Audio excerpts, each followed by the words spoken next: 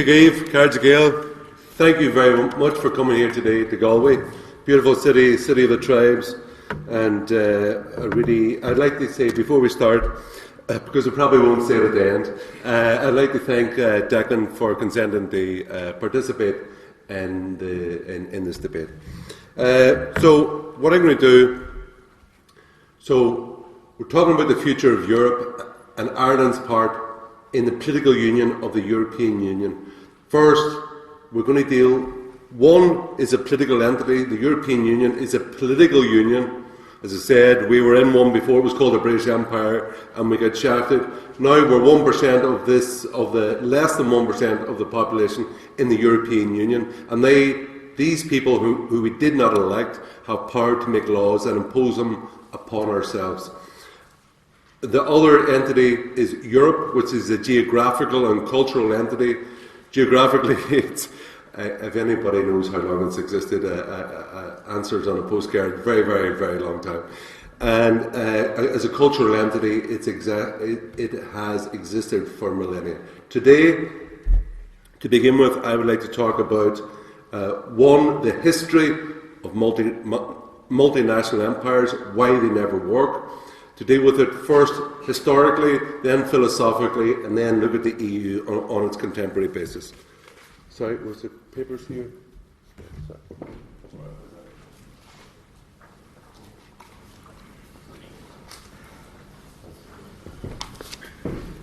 So one is that I think that the biggest issue in Europe at the minute is not the difference between left and right, but it's between those, but it's about freedom, democracy and identity. The EU does not make sense, I believe, from a historical, economic or a democratic point of view. Why historically? Because if we look at the vast sweep of history over many centuries, we can see that multinational empires never work. They have existed and they come up to a zenith of power and then they fall away. Look at what happened to the Roman Empire, to the Ottoman Empire, to the Austrian-Hungarian Empire. Even in our own lifetime, we see the explosive breakup of Yugoslavia. The problem with, and now if we look, see, the problem about these multinational empires is that they tried to give the sense to the people who were inside that they were inevitable, that they would endure, they could never be defeated. But if we go to the sands of Egypt and Tunisia today, we see these remnants of great buildings now covered in sand, where these great empires held court and held power. People were led to believe that these empires, that they were invincible, that they were indestructible, and most of all, that they were inevitable. That is the same thing that the European Union tries to do today. But as I said, you have the Roman Empire, the Ottoman Empire, and obviously the one we were in was the British Empire. The British Empire thought they would hold Ireland and make our laws, make it subservient to their laws forever. But because of a small band of men and women in Ireland, they fought and went for their democratic self-control.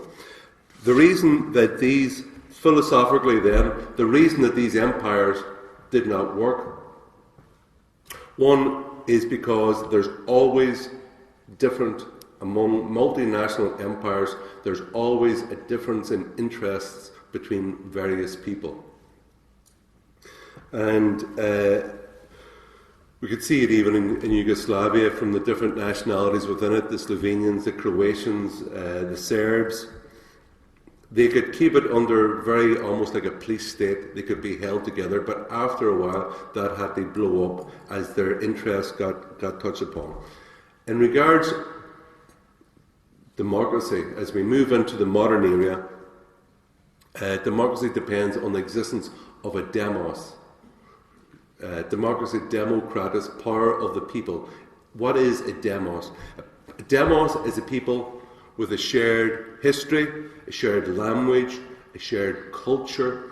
At the bare minimum, it's a people who have a self-consciousness of a we. And the litmus test of this demos is that they're willing to pay taxes to help those who cannot help themselves within their own nation, because they feel a sense of solidarity and a sense of responsibility. Why should Irish people in 1,000 years hand over money that they earn through the work in taxes to people that they should build roads in Bratislava or sewage in Athens or anything like that? Like, we barely know where we don't visit these places, we don't know these places and the people within them. We don't feel a sense of solidarity with these people. Because why? Because we feel a sense of solidarity among ourselves as a people, and therefore we're willing to, as I said, to pay taxes and to do that. I believe that the cultural diversity of Europe is its strength. It's something to be celebrated.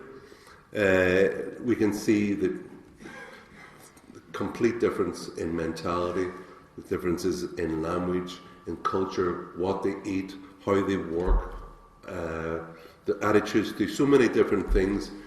Europe is an incredibly diverse place, like compared to, say, north of America. It's very, very different. And that's why I remember years ago, was a mutual friend of me and Declan, Timo Soini, who was a Finnish foreign minister, and he used to describe me that the euro, the project of EU political integration, which was never an economic project of any proper design, that holding the economies of Greece and Germany together in one currency was like one man holding two watermelons together in one hand. It just does not work. It cannot work. Just give me an idea when it's 5 minutes are up, Bruce. So that's my thing from side of one looking at the history, two philosophy, and now I will go on more in the second part about how the EU has affected Ireland and what our response should be. So Declan, over to you. Thank you, Hermann, and thank you for the invitation to come here today. It's great to see meet with you all. I realise I may be in a minority of one here today, but that wouldn't be the first time. So, to pick up a few things on a few points that Hermann raised, first of all, in terms of these places that are far away and that we don't really know anything about them and we've nothing in common with them. It conjured up to my mind the words of Neville Chamberlain when he came back from the Munich conference, when he talked about having carved up Czechoslovakia, describing it as a faraway country of which we know little, and we know what happened after that. The other thing I would mention in terms of I really fundamentally disagree with Hermann on this point, that we are so different. If you were to come out to my house this evening, in one of the rooms in my house is a coloured photograph from the era of the First World War. And when people come to my home and they're sitting down, they're having dinner in the dining room, they see this picture, this photograph, this coloured photograph of this guy in a grey uniform, that's clearly from the early part of the last century. You see them sort of looking because they're wondering, why isn't it a khaki-coloured uniform? I mean, as an Irishman and as from a family that was always back and over between Ireland and England and Ireland and the US, I had two of my great-uncles killed in the Irish regiments of the British Army in the First World War, like probably many other people here. So many Irish families lost people. We commemorated 100 years at the end of the First World War just last weekend. But the reason that the photograph in the dining room is of somebody in a grey uniform is because it's my wife's grandfather, who was Polish, who was in the Polish Legion of the Austrian army. That part of Poland, Galicia, was in the Austro-Hungarian Empire at the time, and he fought in the Tyrol against the Italians, who were on the Allied side in the First World War. And he was taken prisoner of war, and he was held as a prisoner of war in Italy. as an Austrian prisoner, and was released at the end of the war and emigrated to America and married somebody from his local village in Poland. And his granddaughter is my wife, born in New York, of Italian and Polish descent, and our children have that common heritage. So for my kids, they had their great-great-granduncles, two of them were killed on the Western Front, and their great-grandfather fought in the Austrian army against the Allies in the First World War. So these ties are closer than we sometimes think. Timo Soini, a friend of mine and Hermann's, let me tell you about Timo. Timo is, he's still the foreign minister of Finland. He was the deputy prime minister. He's a wonderful guy. You would all greatly admire him. He is Eurosceptic, but not anti-Europe. And he doesn't want to see the European Union dissolve, but he does want to see it radically reformed. And the interesting thing about Timo is, for example, Timo's pro-life. He and his wife, Tina, are pro-life. They happen to be Catholics and practicing Catholics. And there are many, many more things that I could tell you about Timo and Tina and their wonderful children, because they're close family friends of mine and Delia's and of my family. And I have more in common with Timo and Tina than I do with half of the people that voted yes for abortion here a few months ago. This guy's from Finland. He's the foreign minister of Finland. I have more respect for him and a lot more in common with him than I have with Simon Harris. I want to spend time in the company of Timo and his family. I really don't want to spend time with Simon Harris, and I'm sure he doesn't want to spend time with me. And what I'll point to, and I think what we've seen, and this is the great tragedy of where things have gone in Europe, I suppose really since Nice, but certainly in terms of my direct experience since the Lisbon Treaty debates, is the common, regular, decent people of Europe, the people who aren't wackos, the people who are what I would call quiet conservatives with a small c, all over Europe, who just want to be left alone, who want to be able to go out, earn a living, bring up their families in the culture, the faith, the ideas, whatever it may be that they have, go out, work hard, be able to take home what you earn without having the government stick its hand in your pocket and taking most of your money and your earnings off you in taxes, and while delivering sloppy services. Most people just want to be left alone by what they used to call in the 17th century quiet government. Quiet government was a government that you barely knew existed. What it did is it kept enemy armies out of your country, and it really didn't bother you too much. And it made sure that there were courts and judges to be able to administer justice so people didn't go around trying to administer it themselves. And most people in Europe, I believe, that's what they want. They don't want this overburdening, massive, all-powerful superstate. I don't think they want that. I know they don't want that. What are they getting? They're getting that at the moment. But they're getting that because we have surrendered the ground to the ideological left, to the point where what used to be the centre-right, Christian democracy in Europe, is dead. It's gone. There's no Christian democracy left in Europe. There were great Christian Democrats that were founders of the European Union, that really led the idea of the European Union, and they're gone.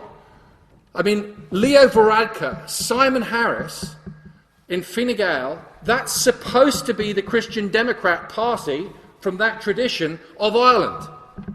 They're as loony left on social issues as anybody, as some hard left socialist. I'm not sure where their small c conservatism is. I'm not aware of it. I don't see it. Certainly not in taxes. I know what I'm paying every month. And this has happened right across Europe. And what's happened is that this big, unaccountable, soft left international has stolen the idea of Europe from people like us. Okay, let me. I didn't interrupt you. They've stolen it from us. And they're very happy that people like you have to come here at an event like this and sit here and rail against the system because they've got hold of the levers of control right now.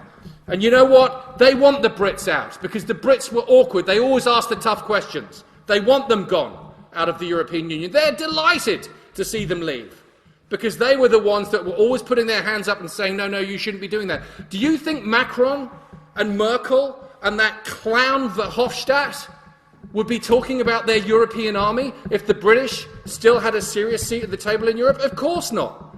They would have said, oh, excuse me, I mean, that's quite ridiculous. You can't bring that up, the European army. Where are you going with it?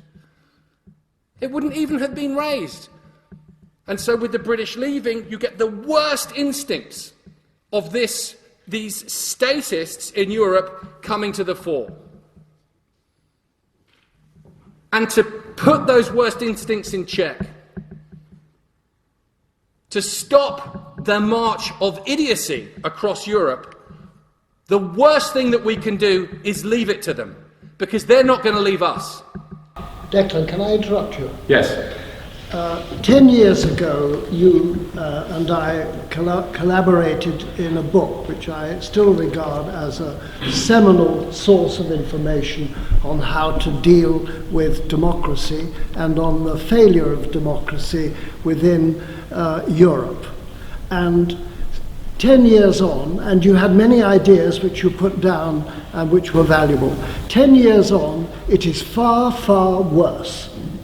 The remit that the EU has now established, which you referred to in your words, is far worse, and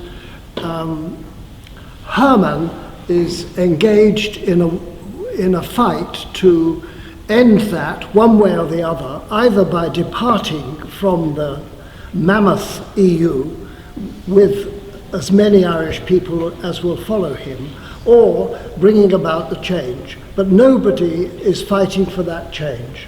I'm not interested in saying this. No, that's true.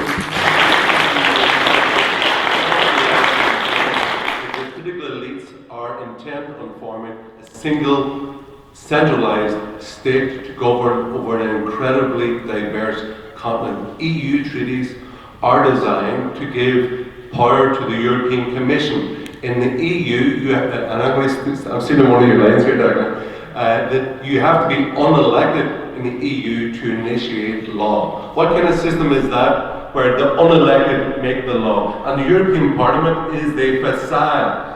The European Parliament only has the power to amend. It cannot repeal a single law in the EU. So when they hear all these Fine Gael, Fianna Fáil MEPs talking about, oh, but we've got the European Parliament, Ireland is less than 1% of the EU population, the rest can come together, make laws, impose them upon us, and there's nothing we can do. And the Parliament itself, as I said, cannot repeal a single law. And look what the EU, because they have this power, have done to Ireland over the last few decades.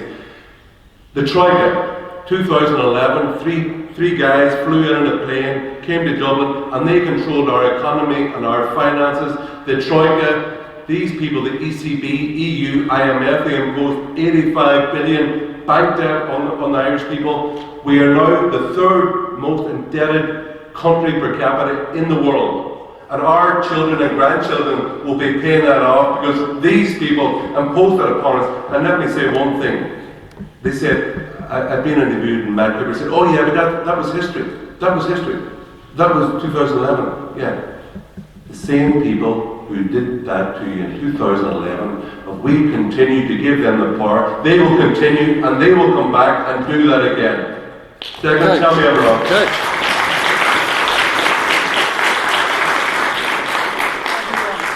You're wrong.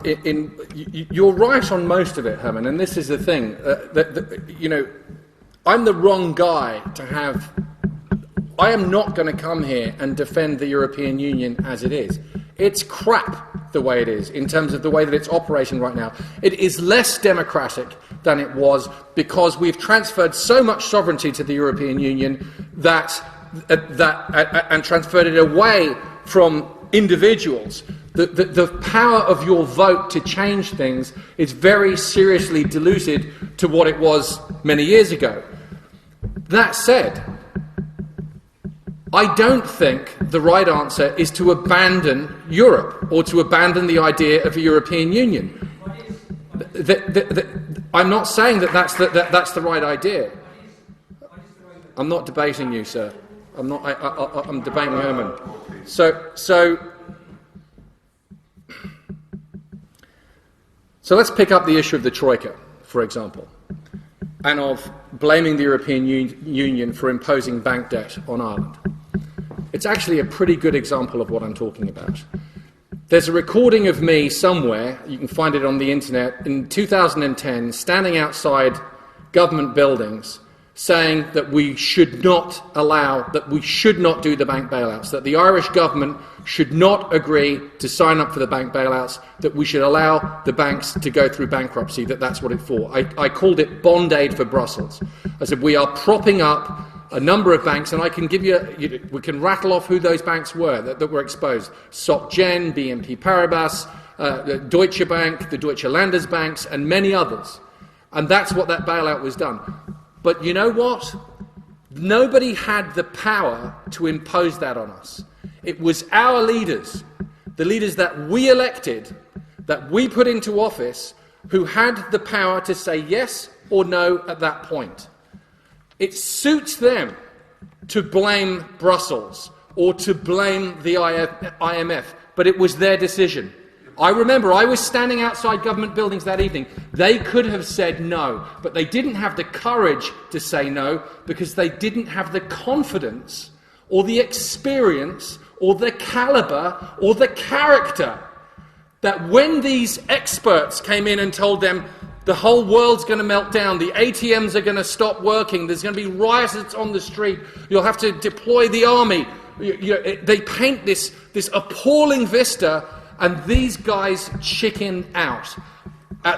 That's what happened. It was our leaders that did it. It wasn't the European Union that did it. It was our guys that signed us up for this, and they could have launched investigations afterwards into who got the bailout money, where did that money go. I called for it time and time again. Let's find out who ended up with the Irish taxpayers' cash, because we borrowed money to pay back the money that we didn't borrow. Declan, we know who got the Irish taxpayers' cash. It was the Franco-German banks who got the Irish. It was, but it was our leaders that signed us up, Herman. I'll deal with that. Actually, and Bruce, I'll compliment you. I've stolen one of your lines as well over the years, where the Irish press usually always call it the Irish bailout.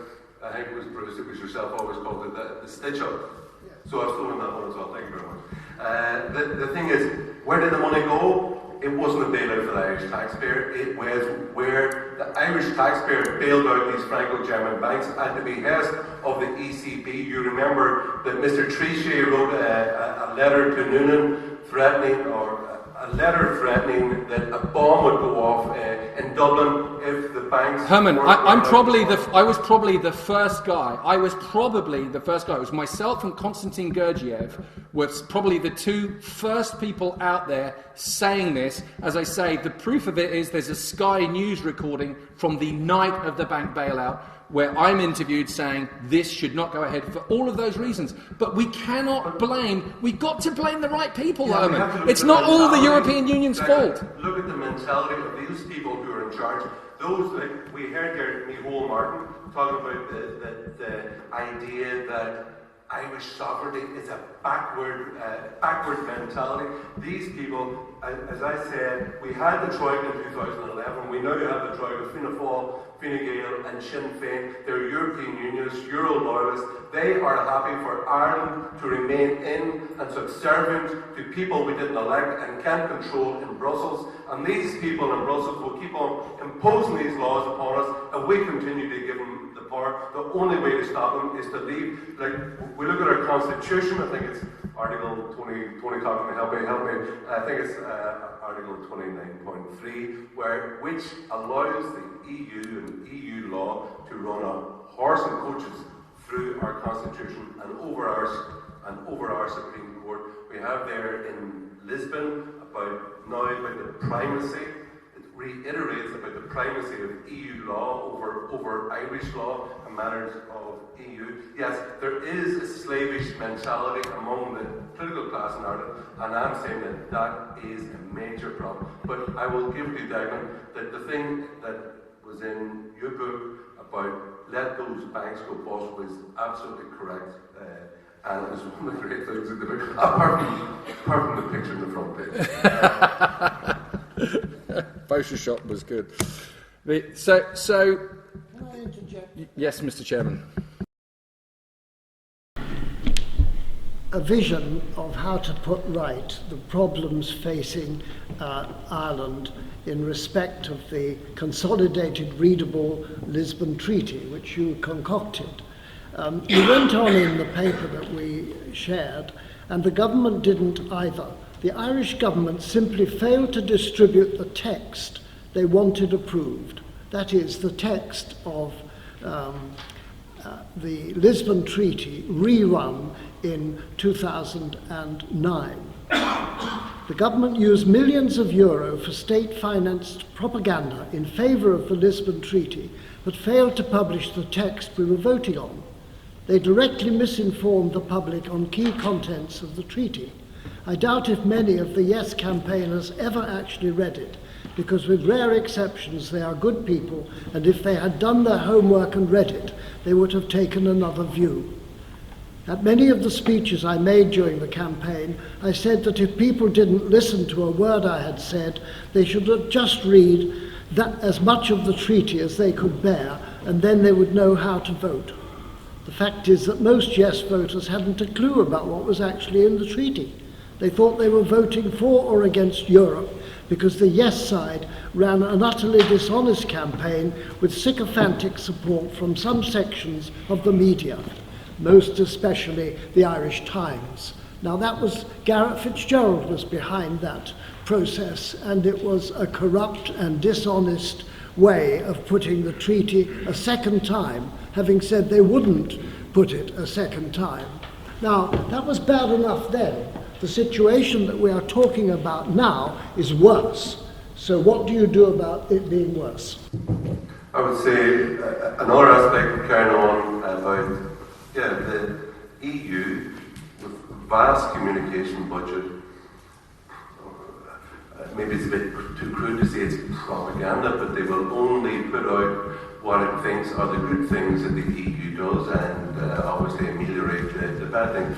But the reason that Ireland went in to the EU is that we were basically told that go into the EU gives you money and everything's hunky-dory. We were told when we went in, of course, it was a trading bloc, it was a common market, it was only about trade, but we found out many decades later that it was a political union by which these people can impose law. But look at the money aspect of our EU membership. According to government records, since we joined, the EU has given us net 44 billion cash.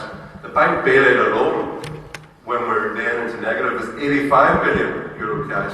And then the fisheries, according to Karen Devine, who did using Eurostat, looked at the amount of the wealth of fish taken out of Irish waters. That's 215. So if you add up 85 and 215, you take away 44, we're well over 200 billion Hermann, since we went in. Hermann, our economy is the reason that it functions the way that it does, and it's ticking over surprisingly well right now, is because we are able to be a point of sale and a point of production to address a market of almost 500 million people, and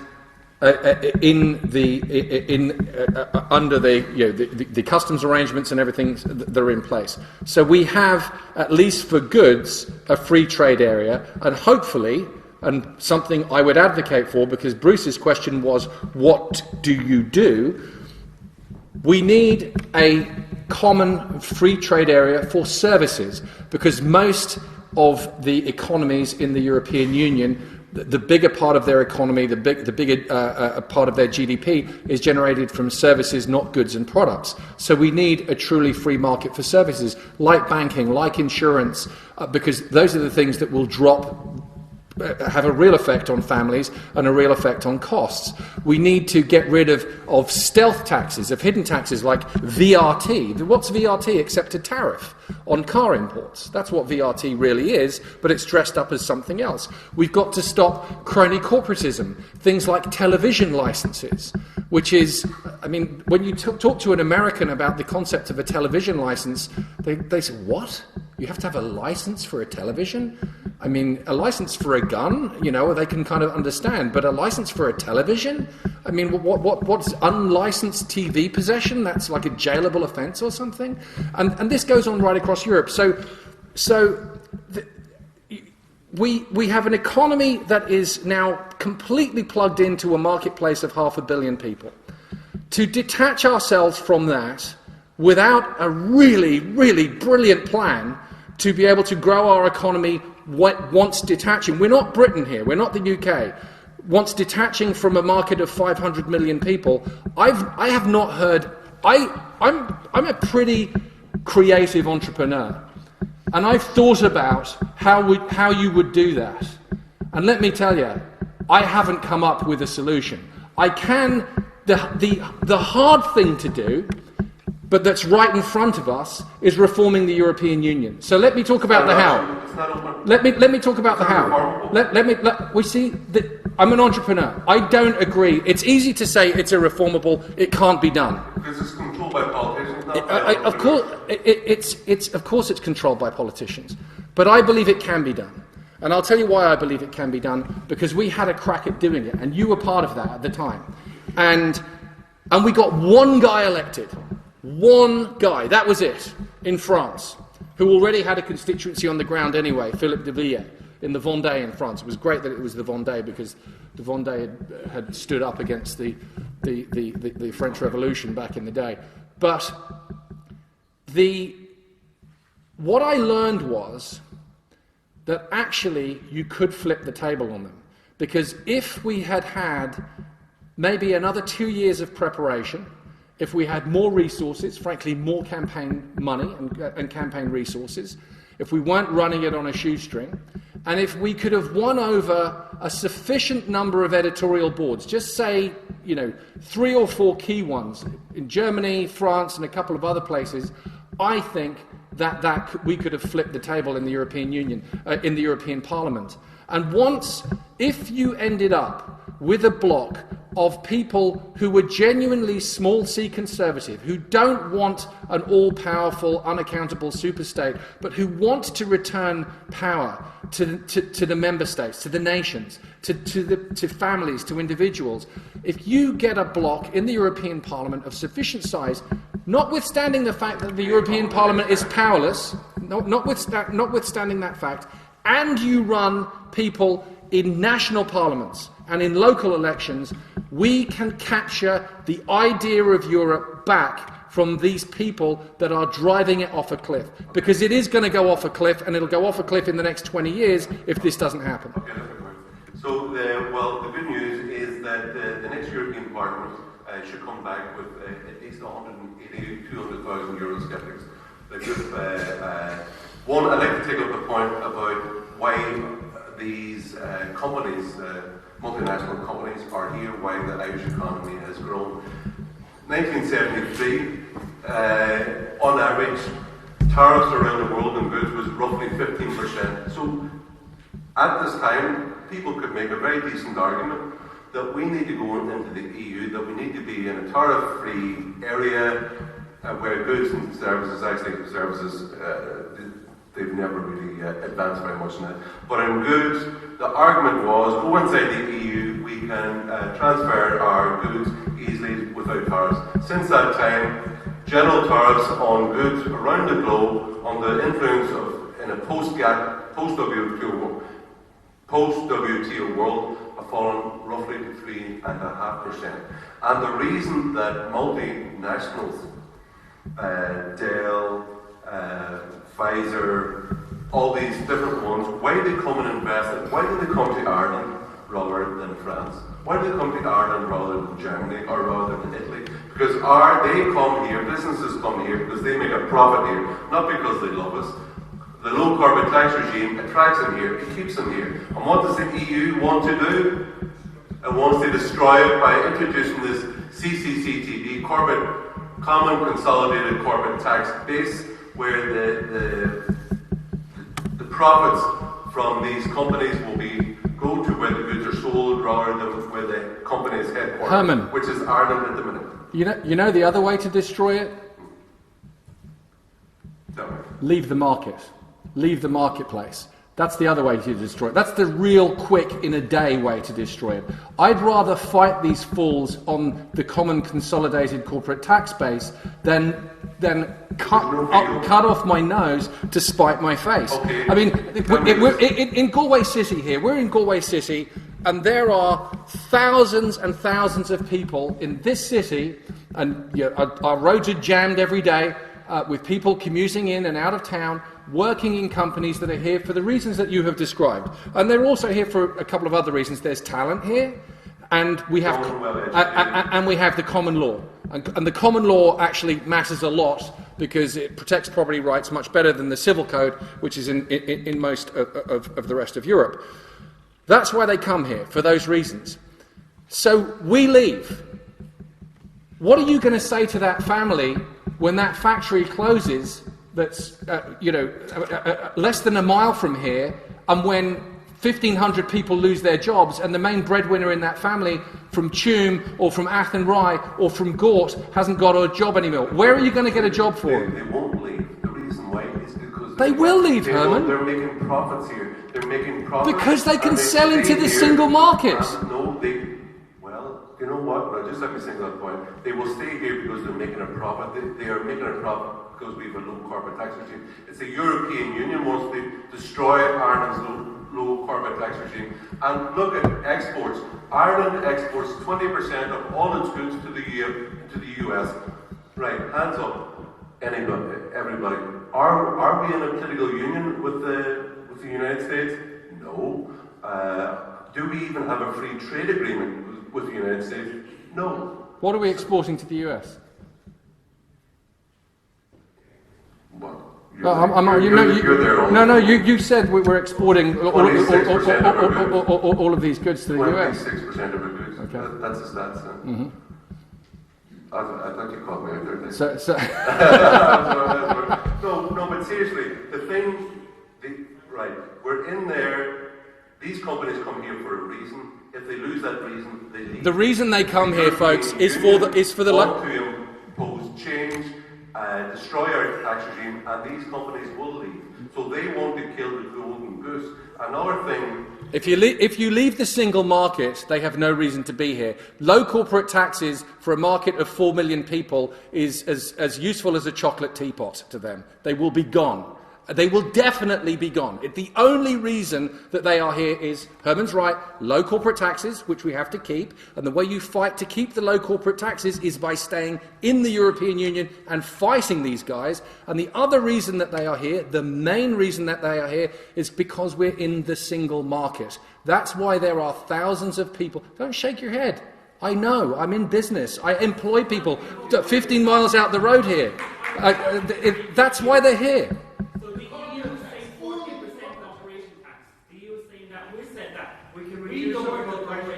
No, do you understand that these?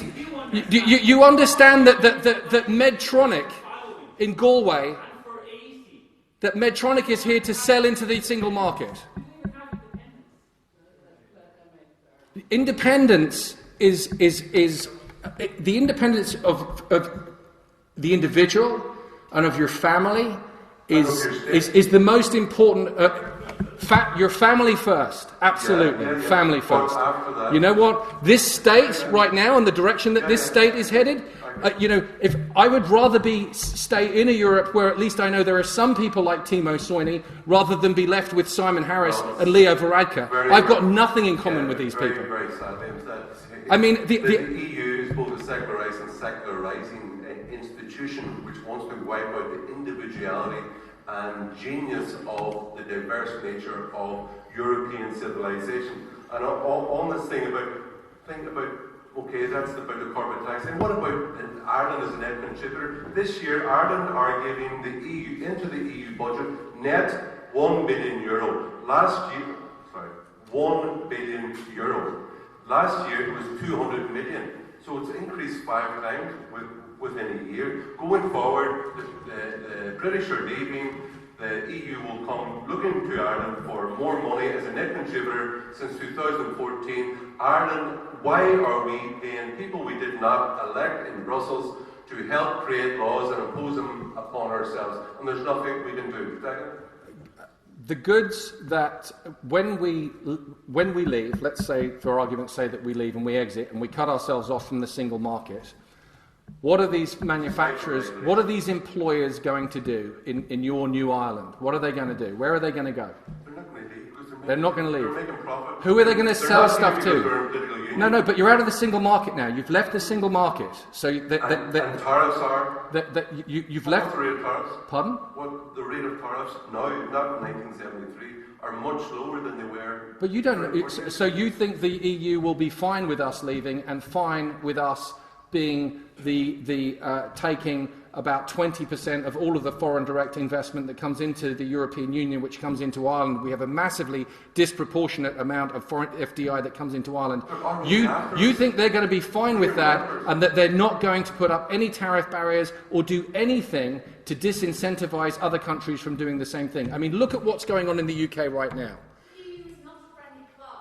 So I'll tell you, tell me about it, that it's not a friendly club.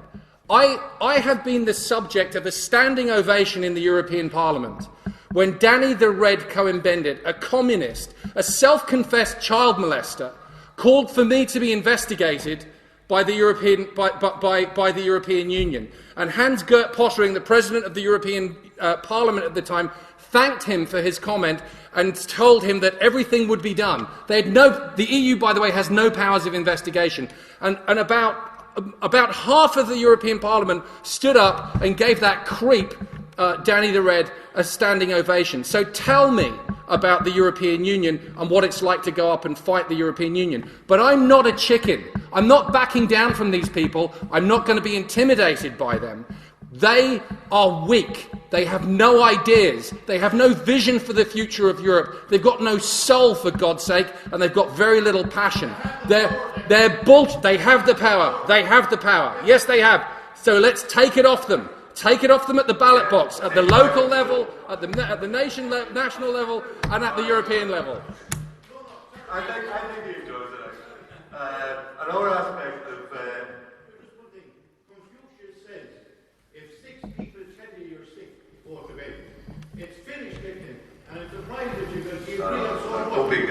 Confucius is Chinese, and by the way, the power that's winning right now, as we have all of this infighting going on, is China. Okay, another aspect of it's a debate. Another aspect of EU membership, which has been gives both. I would say, Declan, like your arguments are like a low security prison, full of pros and cons. So you can steal that one. Another aspect of EU membership is that of mass immigration. That because of EU treaty law, that 500 million people all across Europe have an untrammeled right to come and live and work and live and reside in Ireland for the rest of their lives. Now, that is a problem. One, because it helps mass immigration, especially of cheap labour, helps to undermine the wages of the unskilled workers we have in Ireland. Two, it EU legislation, as a consequence of EU membership, does not allow us as a country to to ask for the qualifications, to look for people who are well educated, well qualified, those who will contribute to help build up our society. And three, it also has, as we can see there recently in Sweden and in Germany, where sexual assaults have grown at an exponential level since 2015 with the mass immigration into those countries, that it's also a security risk. So Immigration can be good if it can be controlled, if we have a say on the numbers and the qualifications and quality of the people who come here. But at the minute, because of EU membership, 500 million people can come here. There's nothing we can do to stop people. It gives free movement for tourists and free movement for terrorists, and that is not a good idea in the future.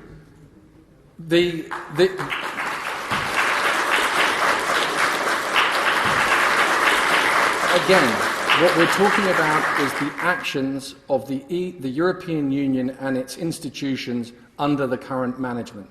And all of this, everything that you're talking about, immigration, trade policy, you name it, all of this we are talking about. What we're saying is there's the taps are leaking, so let's burn the house down and solve our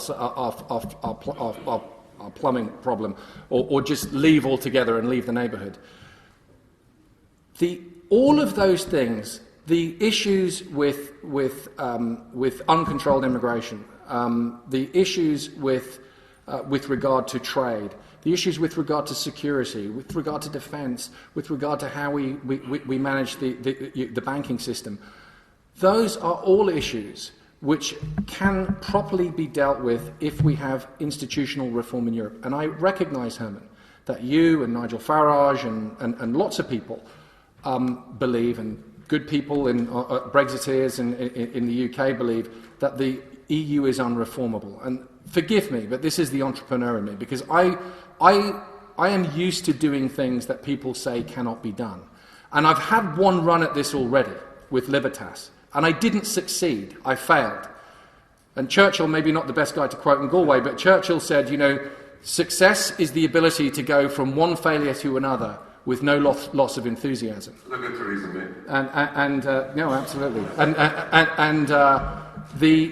What I'm saying to you all, and I know this is an Irexit party meeting, but I'm saying that this energy, this passion, that loathing that you have for unaccountable power and the exercise of unaccountable power in the way that it touches your lives, let's not run away from it. It's not too late. This thing is not beyond salvation. It can still be reformed if people like you right across Europe, and there are millions and millions and millions of people like you right across Europe, but they have no voice.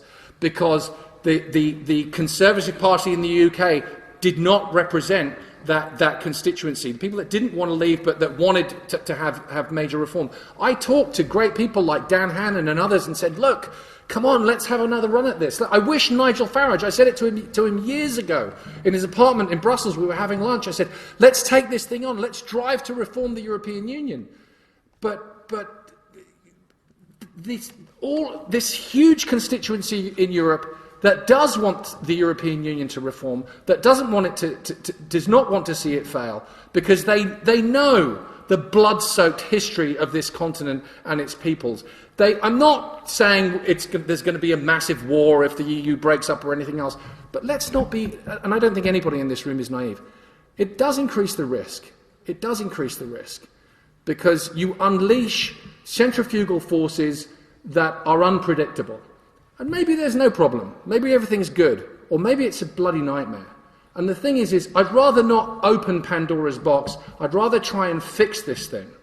And if good people, like all of you here, were to come under one umbrella in Europe and really push for reform, how, is I hear the question out. If you were to do that, I think we can roll these people. Why? Because they're not talented, they're bullies, and they don't have great ideas.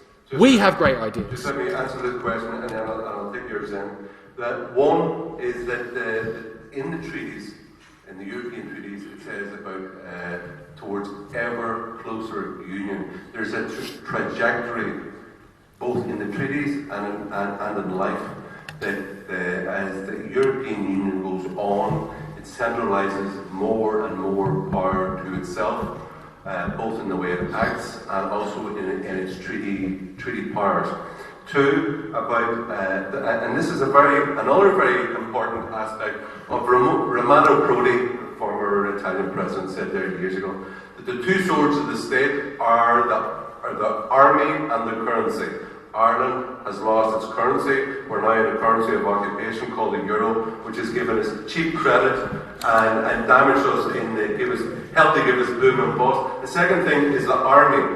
An aspect of sovereignty is military neutrality. We were told, oh, join the EU, but it won't affect our military neutrality. No, oh yeah, and there's some Mickey Mouse protocol in Lisbon Treaty too that will protect us from getting involved in the European Army. Oh, it's funny that, because the last time I looked there, we're already members of EU battle groups.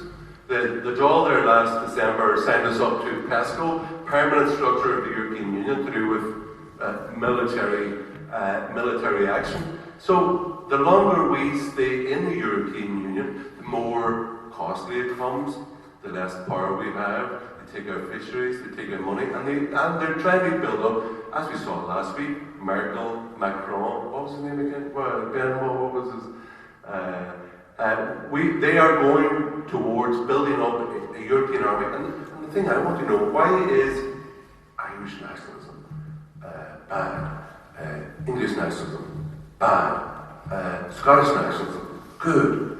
EU nationalism fantastic? So these people, they are building a centralised state. They want more power. They want their own currency, their own government, their own army. We are crazy. We were in an empire before. It was called the British Empire. And now is the time for ourselves to take our country, take our people, take back our power, and leave the European Union.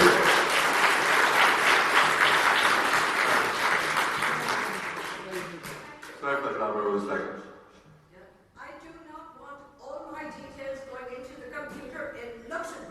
With a copy in Brussels. I didn't have a public service card because my iris, my retina, my veins in my face, and electronic signature is being taken. And I am a human being made in the image and likeness of God, and I'm not going in under the beast of Brussels. No, we're going to finish. Let me respond to your point. Your data in another certainly in another 2 years, the place that you should be most worried about it ending up is Beijing, because the Internet of Things, these networks that 1 million devices per square mile. Moving small and large amounts of information are being deployed using Chinese technology on Chinese software, using Chinese hardware, because we have 28 telecom regulations in Europe and we have a broken system to allow our wireless and technology markets to develop. This is my business. And I'll tell you what. Ireland on its own cannot secure your data. An island detached from Europe, detached from the rest of the world, definitely can't secure data. Germany on its own can't secure its data from Chinese hacking. I mean, I am at the front edge of this right now. This is a full-on new domain of conflict. You've got land, sea, air, space, and cyber. The cyber domain is something where China is winning globally at the moment. It's still not too late to reverse it, but it's almost too late to reverse it. And the place that we should be most worried about our data ending up in is with President for Life Xi's Communist Party of China, with whatever they might want to do with it, and I can't imagine what that would be. And that's why we need to collaborate and work with each other so that we've got the economies of scale to be able to protect your data and your privacy and make sure that nobody can take that from you. Sorry?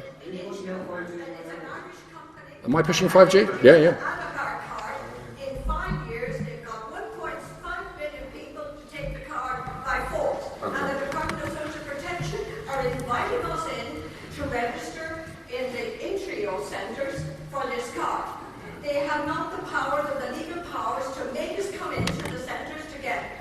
Now they've tried it, both the Department of Social Protection, the Department of Expenditure and Reform, and the Department of Transport, with the National Roads Authority, are demanding this public service card for your tax disc. Okay. When you I'll tell you, it's an issue which I don't know, but I want to just say just one more thing, and then we'll finish, and then we'll take questions. As many questions as we can from everybody. That aspect, think about that time in 2011, when the Troika were controlling Ireland, when we had this this facade of a government in Ireland. Was it Brian Cowan and Enda Kenny sitting there? All they had the choice to decide was what the colour of the wallpaper in government buildings was going to be, and then we have this presidential Arsenal big lovely building, but was the president of a sovereign country? No, she was not. 2011. It is scandalous and shocking that the Irish budget was seen and approved in the German Bundestag before it was ever seen in Dáil Éireann. Now, if that is not a massive wake-up call to everybody that we have lost control, or we certainly have the potential to continually lose control of our own affairs, I don't know what is. I believe that Ireland is our land. It should be our laws, and we want it within our lifetime. Hermann, it's our leaders that are allowing these decisions to be made outside of this country. It's our leader. It is because they're Europhiles. It's because they are one particular version of Europhile. But they are the ones that make these decisions. And by the way, if we leave, we're still going to have them. We're not suddenly going to have an electorate that starts voting for people that agree with you all on everything else. That's not going to happen. There isn't going to be this massive road to Damascus moment where all of these people, there was 60 whatever percent of them that voted yes in an abortion referendum a few months ago. They're not all of a sudden going to start agreeing with you on pro-life issues. I mean, not everyone here is pro-life necessarily. But we don't... I mean, the reality is, folks, there isn't going to be a big enough consensus in this country to leave the European Union. This is not the UK, because we don't even have a media. The UK had the Daily Telegraph, it has the Spectator, it has organs of media where at least you can have a debate. Ireland has none of that. It's only beginning. This country is the propaganda organ of this country is RTE. The RTE is in everybody's home every evening. Why are we not more open like the UK? Why are we not more open? Because the media is in the hands of people that have a particular political view. Same agenda as the EU. Well, do you know what's scandalous is you have Dennis O'Brien there. I looked this up about a month ago. It was actually incredible. That one man, Dennis O'Brien, and I know Declan. I won't. But no. I mean, that gentleman is right. That there is a uniformly pro. I would call it centre-left Euro view, and it is absolutely uniform, and it is a bubble of the Irish elites. It's political. I mean, there is no difference between the political parties on it. There's no difference in the media on it, and anybody that's outside of that are, as Hillary Clinton would say, deplorables. Most people have Sky TV now, and they watch the RT News, which is a Russian news. It's not Irish. So most people go on the internet. I don't think most people do. Yeah. I'd say what, on that thing. Stupid. We might know. There's something I just want to say here. Michael Noonan and Geithner was in charge of the Federal Reserve, and there was a decision made early on in the Federal Reserve in America, not in Europe at all. That's right. To give credit out to anybody in any country that was needed. Throw out the money out to builders and whoever wanted to build, whatever they wanted to build, and they walked away, and some of them walked away with the stroke of a pen in the High Court over €1 billion. One man walked away with the stroke of a pen and he owed €1 billion. And it's the people here today who are suffering like us. And I've suffered for years. I know. And I have a sickness. Yeah.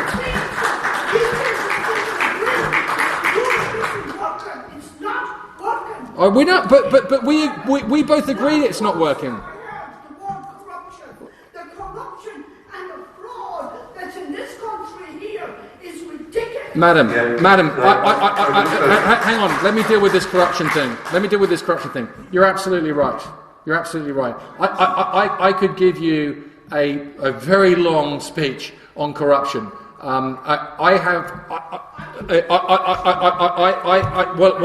I'll tell you, I've been a victim of this, and I am in the courts for years and years seeking justice on the outcome, for example, of the Moriarty Tribunal and what that's uncovered.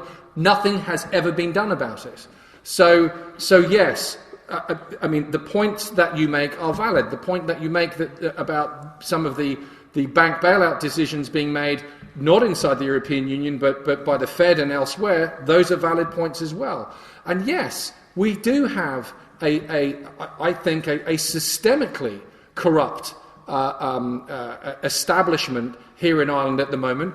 It's not that it's full of bad people, it's not, but it's systemically corrupt at this point, and we need to reform it. But leaving the European Union is not going to fix any of that. It's not going to fix it. We need to fix this thing from the bottom up, right from the bottom up, because those problems are not going to end. The problem of Irish corruption is not going to be solved by leaving the European Union. It's going to be solved here, when we all have and you guys have got the courage to stand up, challenge it, and demand that it gets resolved. I would definitely say that we touched on the point of political media hegemony in Ireland, which is, if you travel around Europe, is incredibly, it is extreme. This kind of groupthink centred in Dublin, most hate Irish culture, its language, its games, and most love the European Union, all the UN, everything that comes from afar is to be glorified and worshipped, and everything that comes from Ireland is to be despised and put down. I think we have to put it in there. You know what? If we're happy to finish the debate, maybe we could take questions from the floor. What do you think? Okay. What? Okay, I'm fine with that. Yeah. I'm not trying to. So I in terms of our debate, I mean, let me sum up in terms of where I think, where I see us agreeing and differing, and very, very quickly.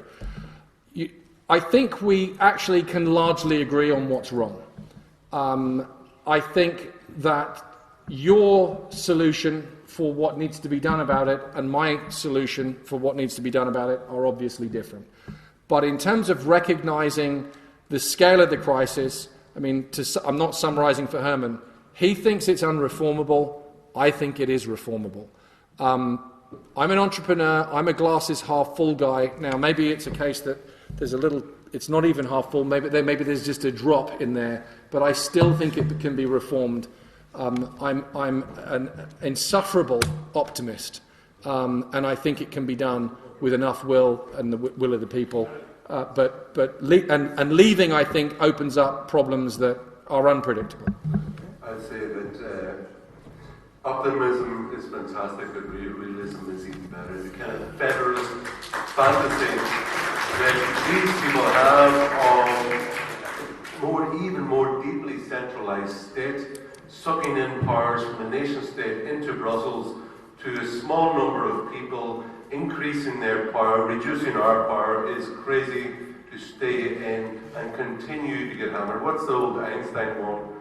Is that to repeat something again and again. It's a definition of. Sorry? Insanity is to repeat the same thing over and over again and expect a different outcome. Trying to get us to you afterwards. Thank you very much. That's right. Like, we've been in here, this institution, for some time. It's really, really hammered our country in this regard. And I'll just finish up that I think we're better off. Okay, Declan, thank you very much for coming. Really, right, please give a round of applause. It took matters to come and to come here and debate today. I really appreciate it. Thank you. So maybe, I don't know if you want to stay for questions, but I think there's quite a few questions. I don't know if you want to ask me, if you want to ask Declan. What do you think, Declan? I'd like to ask. I'm not trying to do you screw over. Chairman? Through the chair. Yeah, through the chair. It doesn't work very well. I can hear you. Through the chair, I must say that I'm disappointed with the both parties here who are supposed to make a case for us leaving or staying in the European Union. Declan I've known for years and I've admired what he's done here too, but he made a very poor case here today for the European Union. If we are to leave, that's what the sign says, Irexit, should we follow the British? The case you should look for is what kind of exports and imports have we from the United Kingdom? In 2017, a statistic I just put off my smartphone, 40% of our imports came from the United Kingdom. The remaining 18 billion came from the remainder of the European Union. In 2018, 59% of our imports came from the United Kingdom and 32% of our exports.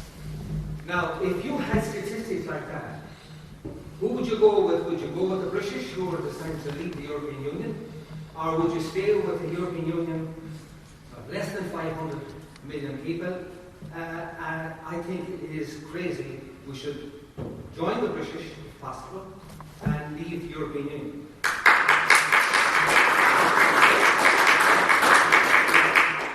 There is one problem, unfortunately, with that suggestion. We have been in the EEC, or European Economic Community, since about 1973. It's no longer a European community, it's a European Union, and what frightens me is what Professor Cochrane said, that we now, that the EU law take primacy over Irish law. To take the point you made about our corporation tax, if that is the case, the European Union can overrule us and bring in a corporation tax that will screw us. Every single American company in this country that give employment to tens of thousands of people may possibly leave. And they can do it by enhanced cooperation, which Declan, you remember, was one of the things we campaigned against in Lisbon 1 and 2. Enhanced cooperation. 9 states can go ahead and form this bloc about the CCCTB, and we are absolutely shafted. The worrying aspect that I had is, I remember a time that I was pro-Europe. I remember standing on the border of Northern Ireland where I had to pay VAT at point of entry at 25%. I was importing £1.5 million Irish pounds from the European Union at that stage, from Stanton Estate being in Britain and from some entity in the middle of Spain. I was responsible for getting rid of that at point of entry, which the Irish government did not want to get rid of. So I was pro-Europe, I was pro, unfortunately, the euro, because I could see the significance of having a common currency where with an Irish pound, which was devaluing on a daily basis, if I went throughout Europe without even buying anything, I would lose all my money. So there was a case for a euro. Unfortunately, I'm not a financial individual, and I could not foresee what has happened since then. That the euro is now, we're locked into it, it's a German Dutch mark of sorts. We cannot devalue our currency, we have no control over our currency, and now we have no control over our borders. So if you look at the great chess game that's going on throughout the world, you look what's happened to Libya, Syria, Iraq, Iran, it's been controlled by others.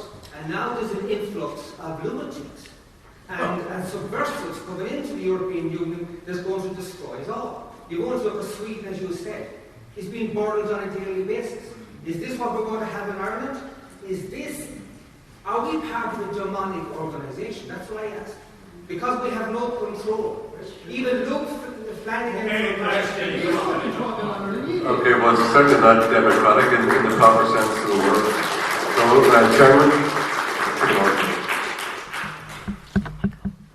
Has membership of the EU compromised the Irish nation itself? Yes. You may remember, was it this year, on the 5th of January, there was a guy who came in from Northern Ireland, I believe he is from Afghanistan, they don't even know yet. It was the first jihadist attack in Ireland. He came in, across the border in Dundalk, he met some guard, and the guard asked him, what are you doing here? And he said, oh, I've just come across the border. And the guard, instead of taking the guy in, putting him in I can't use it, in into a police van, instead of putting them into a police van, they advised them, go down to Dublin and apply for refugee status. Within a few days, that jihadist nutjob had killed a Japanese worker and tried to beat to death 2 Irish guys in the streets of Dundalk. Now, I understand that according to press reports, there's 150 jihadists in Ireland. They haven't been expelled, they haven't been lifted, they're still walking around the streets. They present a security risk to everybody in our country, and we're crazy to allow them come in by a legal system to facilitate mass and free movement in the Ireland as well. Yeah.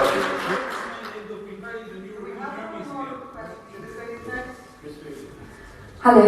First of all, Declan, thank you very much for attending this event. I really appreciate hearing your point of view. However, in the newspapers the other week, French government described the EU as an empire. I thought that was quite interesting. So my comment before was the EU is not a friendly club. I'm half British, half Irish, and I watched the British former Prime Minister, David Cameron, go to the EU to ask for concessions to stop the UK from deciding to Brexit. And Angela Merkel said no. She didn't give him the time of day. Therefore, I ask you, is the EU a kind of empire? It's a supranational organisation, or is it a friendly club? It's a supranational organisation. It is insufficiently accountable to its citizens, or those who claim as its citizens. The citizens, the subjects of its member states. It is not an empire in the same way that the British Empire, or the German Empire, or the French Empire, or the Austro-Hungarian Empire was. In some ways for the better, in some ways for the worse. I mean, it's interesting because there was this discussion here earlier on about, we left the British Empire or the British Empire. I mean, actually, if you, when the suffrage, of course, came to the UK when it did, notwithstanding the women's suffrage issue, because they didn't have a vote in England either at the time. But at the turn of the century, the last century, early 1900s, if you were a person in Galway, you had a vote, you had your MP, there actually was accountability. And I was a member, not of the British Empire per se, just, it was a member of the United Kingdom, so it even had a more privileged relationship with England, Scotland, Wales, etc., than even Canada did, or Australia, New Zealand, or India. And the point being that in fact, and I've made this point before, in terms of the person that could vote at the turn of the century, you arguably, and I think you could make this case very easily, had a more accountable system of government, even in the United Kingdom then, than you actually do now in this European Union. I'm not an apologist for the European Union as it exists right now. That French deputy minister who said that Europe needs to become an empire, who said it last week, which was no mistake, I don't think that was a slip of the tongue. Those are the instincts. Those are instincts that we find in France, they're instincts that we find in Germany. Those are the instincts of a certain type of European elite that need to be kept in check, and that need to be kept in check by people like us. And I'll tell you, if that guy's imperial ambition for a united empire of France and Germany, which we have not seen yet in Europe, and that is not a very pleasant thought about it, I want Ireland to be at that table, and I want the Visegrad countries to be at that table, and I want all of these smaller nations and nation states in Europe to be at that table, so that we don't have people running away with themselves, trying to create, the Sixth French Republic, or recreate 16th century France in all of its glory, at the cost of all of us. And the way that you keep them in check is by staying in the thing and making sure they don't lose run of themselves. No, can I come back on that? Look, we have another question. Can we keep the question? Let me come back. Kate, let me just respond to that very quickly. In the UK, while we were members of the British Empire, Irish MPs of the Irish population had 16% of the vote in Westminster. In the EU, currently we have less than 1% at 0.94. So our power relative in a certain institution, the democratic centre and font, is much lower in the EU. In regards to the comments about empire, I believe that look at the direction which the EU is going. They want a common foreign minister, a common foreign policy. They want to build an EU army, as I said, mentioned already about PESCO and the EU battle groups that Ireland is already a member of. That they want so many aspects of power which belong to a national government, centred, drawn towards itself. So yes, they are building. Actually, Barroso famously called it something like a European empire, akin to an empire probably about 10 years ago.